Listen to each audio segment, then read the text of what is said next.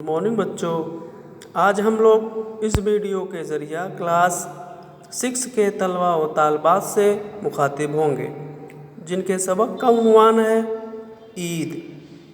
आइए देखें। हिंदुस्तान में मुख्तलिफ मज़हबों के मानने वाले रहते हैं। इन सब के त्यौहार भी अलग अलग हैं जिन्हें वो मनाते हैं। इनमें कुछ ऐसे त्यौहार भी हैं जो पूरे हिंदुस्तान में मनाए जाते हैं।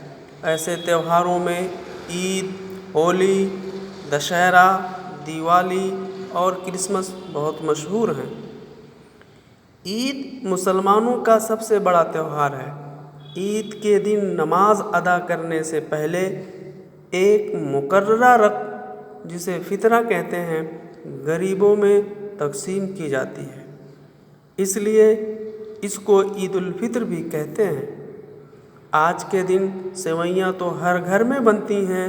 लोग मिठाइयाँ भी ख़रीद कर लाते और बनाते हैं, इसलिए इसे मीठी ईद भी कहा जाता है। ईद का मतलब है खुशी, और ईद खुशी का त्यौहार है। ये रमज़ान के महीने में की गई इबादतों के इनाम का दिन होता है।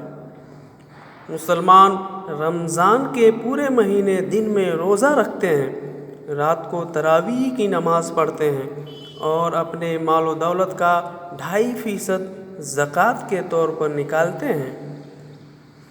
रोज़ा सुबह होने से थोड़ी देर पहले शुरू होता है और सूरज डूबने तक जारी रहता है। इस दौरान रोज़ेदार ना कुछ खाते हैं और ना पीते हैं, बस सुबह होने से पहले कुछ खाते पीते हैं जिसे सहरी कहते हैं। सूरज डूबने के बाद रोज़ा खोलते हैं जिसे इफ्तार कहा जाता है। रमज़ान के रोज़े पूरे होने के बाद जब 29वीं या 30वीं रोज़े की शाम चाँद दिखाई देता है तो अगले दिन बड़ी धूमधाम से ईद मनाई जाती है। कई दिन पहले से ईद की तैयारियां शुरू हो जाती हैं। बाज़ारों में बड़ी रौनक होती है। कोई कपड़े खरीदता है तो कोई जूते। चूड़ियों की दुकानों पर तो औरतों की भीड़ लगी होती है। सब अपनी अपनी पसंद और ज़रूरत की चीज़ें खरीदने में लगे होते हैं। ईद की सुबह को मुसलमान नहा धोकर नए और साफ़ सुथरे कपड़े पहनते हैं, इत्र लगाते हैं। औरतें घरों को साफ़ सुथरा करके सजाती हैं और नए कपड़े पहनती हैं। तरह तरह की चीज़ें पकाती हैं। छोटे बड़े सभी ईदगाह या बड़ी मस्जिदों में ईद की नमाज़ पढ़ने के लिए जाते हैं। नमाज़ पढ़ने के बाद आपस में गले मिलते हैं और एक दूसरे को ईद की मुबारकबाद देते हैं। ईद की नमाज़ पढ़कर वापस आते हुए बच्चों के लिए तरह तरह के खिलौने और गुब्बारे खरीदे जाते हैं। घर आने के बाद घर के बड़े बच्चों को ईदी देते हैं। ईदी के पैसों से बच्चे अपनी पसंद की चीज़ें खरीदते हैं और झूले झूलते हैं। ईद के मौके पर घरों में खाने पीने का ख़ास इंतज़ाम होता है। इस मौके पर दोस्त, रिश्तेदार सब मिलकर मुख्तलिफ़ किस्म के पकवान खाते हैं। सेवइयों और मिठाइयों की भी मज़े लेते हैं। दूसरे मज़ाहिब के हज़रात भी ईद की खुशी में शरीक होकर खुशी का इजहार करते हैं। वह अपने मुसलमान भाइयों को ईद की मुबारकबाद पेश करते हैं।